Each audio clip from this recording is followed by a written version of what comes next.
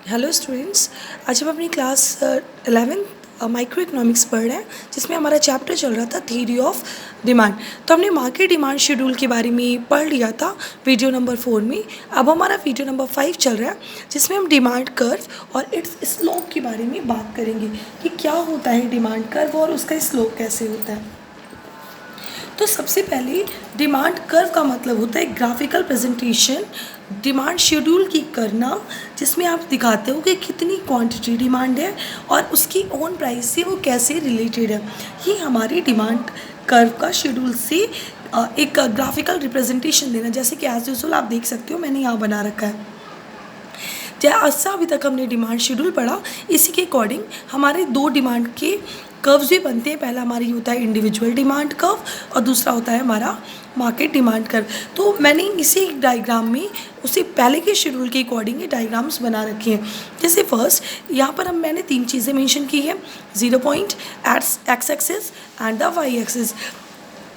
X axis पे मैंने Q x quantity mention की है और साथ ही पी एक्स पर यानी कि वाई एक्सिस पे मैंने प्राइस को मेंशन किया है। अब आप देख सकते हो कि प्राइस मेरी 1 2 3 4 मेंशन की गई है और यहाँ पर क्वांटिटी है 1 2 3 4। तो इसका ये मतलब है कि प्राइस मेरी यहाँ 0 से शुरुआत हुई, 1 से, फिर 2, फिर 3, फिर अब ये मैंने इंडिविजुअल शेड्यूल लिया है।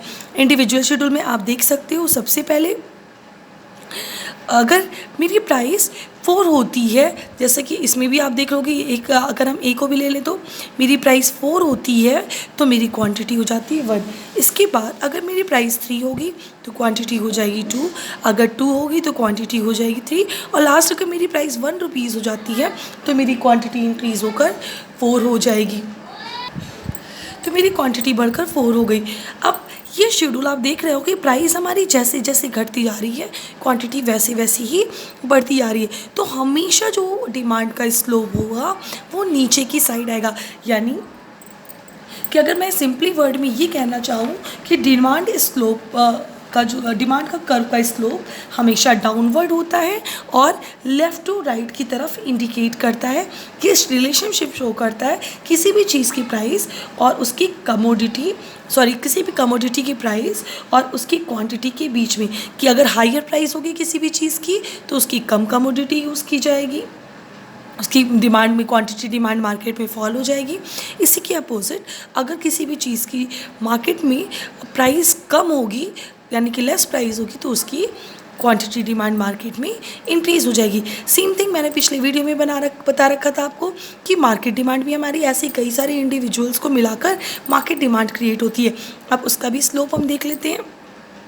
सेम शेड्यूल मैंने जो ऊपर बनाया हो वही शेड्यूल्स को यूज़ किया है, 1 2 3 and 4 and quantity demand is equal to 1 2 3 4 5 6 7 8 9। अब मेरी मार्केट डिमांड मीन्स जहाँ पे मैंने ए का और प्लस की टोटल डिमांड को वेरीफाइड किया था, जहाँ मैंने टोटल डिमांड फाइंड आउट की थी। जैसे आप देख सकते हो 9 7 5 and 3, this is called the market demand. अब जब आपकी प्राइस 4 है तो मार्केट डिमांड आपकी 3 हो गई, जब प्राइस 3 आई हमारी मार्केट डिमांड 5 हो गई, जब प्राइस 2 आई मार्केट डिमांड 7 हो गई और जब प्राइस 1 हो गई तो मार्केट डिमांड हमारी बढ़कर 9 हो गई। इसमें भी सेम स्लोप हमारा डाउनवर्ड जाएगा क्योंकि मार्केट डिमांड हमारी कम होती जा रही है according to increasing the price. जब हमने प्राइस बढ़ाया तो मार्केट डिमांड कम हो गई और जैसे ही मैंने प्राइस को घटाना शुरू किया मेरी मार्केट डिमांड भी बढ़ती चली गई। तो स्टूडेंट्स ये हमारा स्लोप होता है जिसको हम कहते हैं कि ये निगेटिव स्लोप है और जो शो करता है कि क्यों निगेटिव है, क्योंकि प्राइस और क्वांटिटी के बीच में निगेटिव रिलेशनशिप है। पॉजिटिव का मतलब कि अगर प्राइस बढ़े तो क्वांटिटी भी बढ़ जाए, बट यहाँ पर हम बार बार देख रहे हैं कि प्राइस बढ़ने के साथ साथ क्वांटिटी हमारी घट रही है, तो it means they have the negative relationship. और इकोनॉमिक्स में जब भी कोई ग्राफ आप लेफ़्ट टू राइट नीचे की तरफ गिरता हुआ बनाते हो तो वो निगेटिव स्लोप कहलाता है, जबकि जब भी कोई ग्राफ आप अपवर्ड बनाते हो तो इसका मतलब उसमें पॉजिटिव रिलेशनशिप होगा। और हमेशा ग्राफ आपका जब भी पॉजिटिव रिलेशनशिप का होगा तो वो हमेशा ही आपकी राइट फॉर्म में लेफ़्ट टू राइट जाता जाएगा ऊपर की तरफ, और अगर नीचे की तरफ आ रहा है तो इसका मतलब कि वो ग्राफ आपका निगेटिव स्लोप को शो कर रहा है। तो अब हम बात कर लेते हैं कि स्लोप ऑफ डिमांड कर्व कैसा होगा। अब जैसे आप देख रहे हो यहाँ पे मैंने बना रखा है price, quantity, y axis and x axis.